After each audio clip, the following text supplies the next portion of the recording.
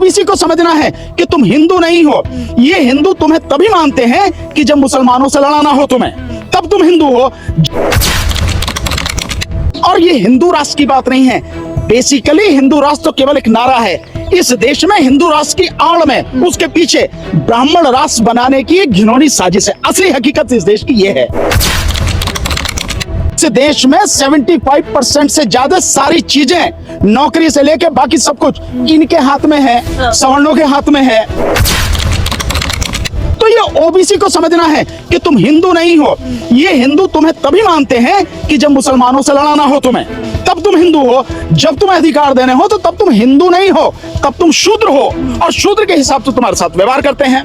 ये ओबीसी को समझने की जरूरत है। और ओबीसी को समझने की जरूरत है कि जब मुसलमानों से लड़ाते हैं, वो दिखाना ना आपको कि भाई दुश्मन सबसे बड़ा इस देश का मुसलमान है, तब उनको मूर्ख बनाते हैं और वो मूर्ख बन जाते हैं। और ये हिंदू राष्ट्र की बात नहीं है। बेसिकली हिंदू राष्ट्र तो केवल एक नारा है। इस देश में हिंदू राष्ट्र की आड़ में, उसके पीछे ब्राह्मण राष्ट्र बनाने की एक घिनौनी साजिश है। असली हकीकत इस देश की ये है।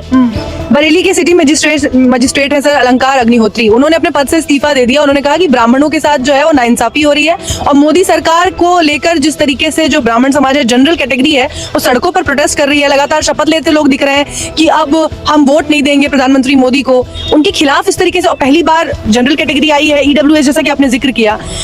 इतना मतलब कानूनी लड़ाई लड़के दाव पेच के बाद उनको ईडब्ल्यूएस का उन्होंने अधिकार दिलाया था, और उसके बाद जनरल कैटेगरी जो है वो लगातार बीजेपी समर्थक मानी जाती है। अब वो उनके विरोध में उतर आए हैं। मैं ये मानता हूँ कि अगर अग्निहोत्री ने इस्तीफा दे दिया, जैसा बता रहे हो, उन्होंने इस्तीफा दे दिया, तो ये प्रेरणा लेके इस देश में जहाँ जहाँ भी ब्राह्मण हैं, इस यूजीसी का मामले को लेके उन्हें हर जगह से इस्तीफा देना चाहिए और मोदी के खिलाफ लड़ना चाहिए। अगर उन्हें ऐसा लग रहा है तो यहाँ सुप्रीम कोर्ट में भी जो जजेस हैं ब्राह्मण समाज के, हाई कोर्ट में जो जजेस हैं, और अलग जो भी हैं, सबको प्रेरणा लेनी चाहिए अग्निहोत्री से, और कहना चाहिए भैया तुम रखो इसे अपने पास में, हम जो है सड़क पर लड़ेंगे। लड़ो ना, इससे बढ़िया कौन सी बात है? लड़ो मोदी के खिलाफ। ये राजनीतिक रूप से इन्होंने इसको जो है, किसी ने कहा होगा भैया बढ़िया अच्छा मौका मिल रहा है तो इसे भी ऐड कर दो, थोड़ा सा सही हो जाएगा, ओबीसी वाले तुम्हारे साथ में आ जाएंगे। ये है सारा राजनीतिक जो किया गया है, उसके पीछे राजनीतिक सोच है।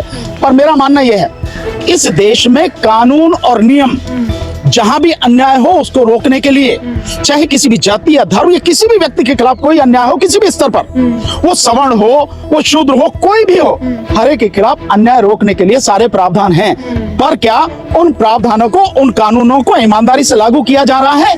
नहीं किया जा रहा। सो बात यह है कि कानून तो बना लो आप, राजनीति साधने के लिए कानून बना लो। असली बात यह है कि क्या आप ईमानदारी से इंप्लीमेंट करेंगे।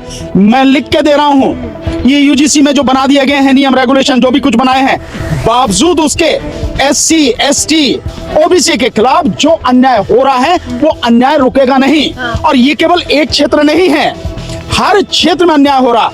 इस देश में, मैंने संपत्ति का आपको बता दिया, पैसे का बता दिया, इस देश में 75% से ज्यादा सारी चीजें, नौकरी से लेके बाकी सब कुछ इनके हाथ में है, सवर्णों के हाथ में है। ठीक है ना।